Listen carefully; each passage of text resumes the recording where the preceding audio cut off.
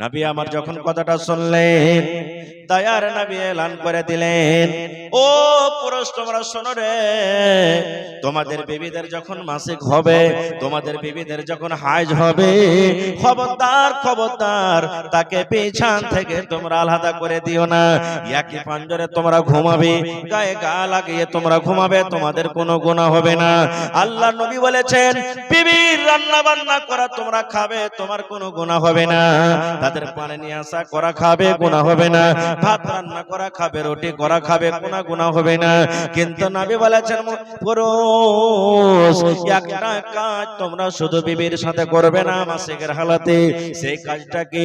যখন তোমার বিবিরা নাপাকের হালাতে থাকবে, তোমার বিবিরা যখন মাসিকের হালাতে থাকবে, তখন তোমার বিবির সাথে সহবাস তুমি করবে না, মিলন তুমি করবে না। কারণ মাসিকের হালাতে যদি তোমরা মিলন করে নাও, সহবাস করে নাও, পাপ হয়ে যাবে, গুনাহ হয়ে যাবে। এই পাপ থেকে শুধু তুমি বাঁচবে। এবং 2 নম্বরে মহিলাদেরকে বলা হয়েছে, মহিলা যদি তোমরা মাসিকের হালাতে থাকো, জয় দিন না পাক হয়ে থাকবে মহিলা, তোমরা নামাজ পড়বে না, নামাজ থেকে তোমরা দূরে থাকবে, নামাজ তোমরা পড়বে না।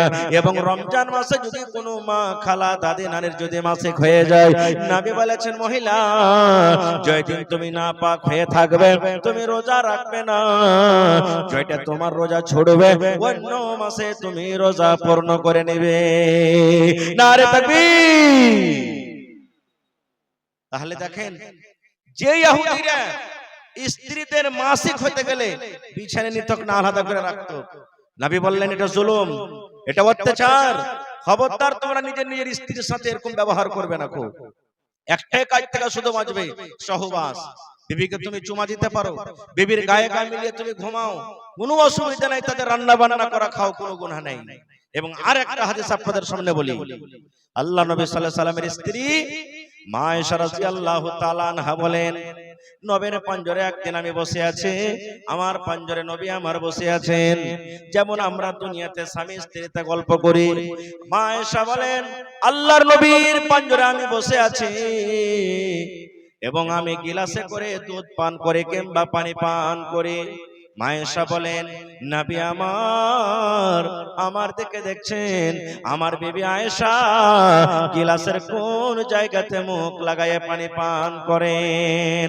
মা আয়েশা বলেন, আমি দুধ পান করতে করতে কিংবা পানি পান করতে করতে যখন গিলাসটাকে আমি রেখে দিলাম, নবী আমার গিলাসটাকে তুলে নিলেন।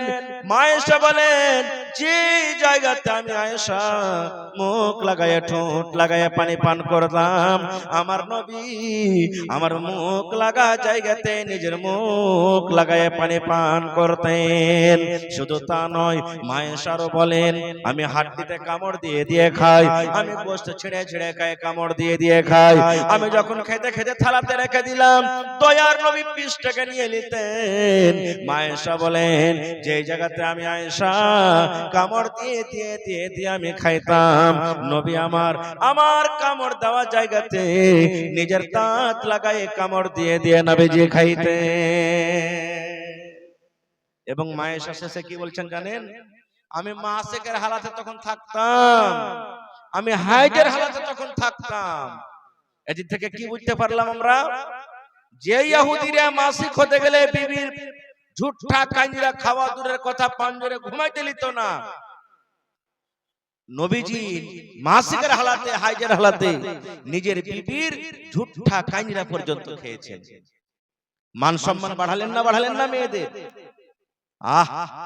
আজকে আমাদের স্বামী স্ত্রীর মহব্বত ভালোবাসা কি জানেন? সুবহানাল্লাহ। যদি কোনো ভাই খালি ভাত খেতে বসেছে, ভাত খেতে খেতে যেটি ভাত বেশি হয়ে গেছে, আর যদি বিবিকে বলে, আব্দুল্লাহর মা ভাত কটা খেলা তো, আর খেতে পারি না, মা খালা কি বলবেন জানেন? আব্দুল্লাহ রে, তোর বাপের ভাত কটা বকরিটাকে দিয়ে তো, ছাগলটাকে দিয়ে, পোটা পড়ার ভাত কে খাবে, আমি খেতে পারবো না। এই তো আমাদের মহব্বত আর ভালোবাসা। সুবহানাল্লাহ।